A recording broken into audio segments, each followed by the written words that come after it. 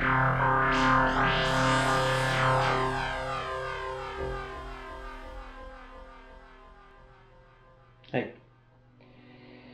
you must have heard about the meteor shower and the Starlink satellites by now. No?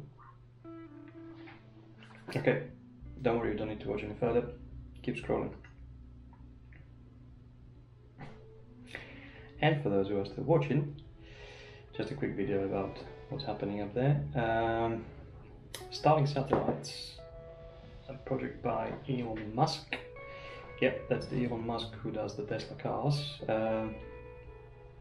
Basically, his company is sending loads of satellites up to the sky constantly, almost constantly.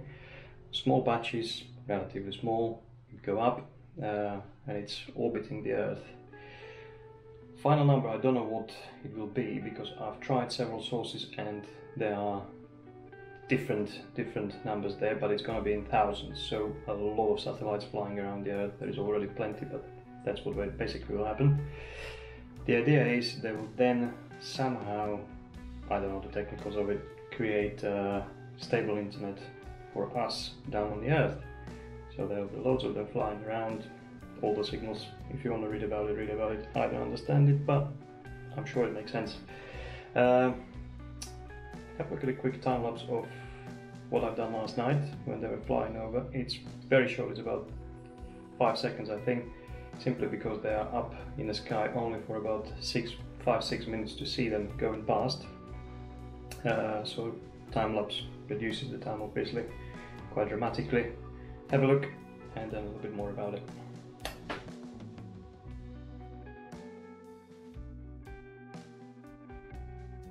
And again.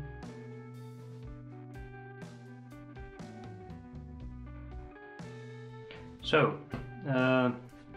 you don't see, when you're looking at them at night, you don't see those little lines.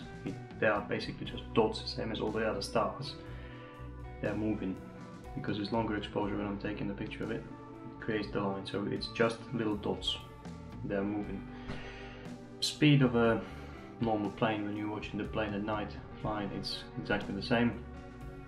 To spot them, kind of a rule, don't quote me, plane will always have something flashing. You most likely will see at some point flashing. When it comes to these satellites, it's a constant, just a dot that is moving. Goes for ISS, pretty much anything out there, but again, don't quote me, I'm sure there are differences, but that's kind of a rule that does work. Here's a shot from last night. Naked eye, you can see my neighbor's windows, you can see 4 satellites in this shot, so yeah, it's really easy to see them.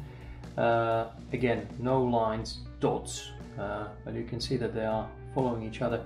That's the difference between seeing one here and there. Sometimes you see ISS, but this is very different. You can see several of them following the same path. So it's, yeah, that's what makes it quite different and interesting, I suppose. That's the special thing about them. The other things that we can see here, with a little bit of help from Photoshop, let's have a look at this. Plough, saucepan, Big Bear, Ursa Major, whatever you want to call it. This is here, just a little bit of the help of Photoshop. And also the small one, small bear, small plough, and so on, just here. And when we connect these two, at the very tip of the small plough, we've got North Star, Polaris. There she is.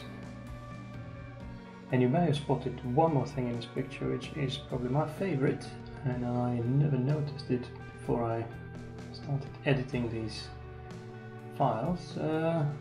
I've got a meteor just here. Got a shot which was taken second after that. I will show it to you here, and it's not there. Therefore, it's definitely a meteor, and yeah, it's quite lucky there.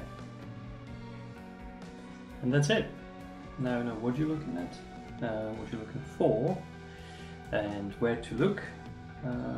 There is a online tracker to know what time they're coming up each day. They're not always the same brightness, so don't be disappointed if one day you don't see them. You can try another day. Hopefully there will be no clouds and you'll be able to see them.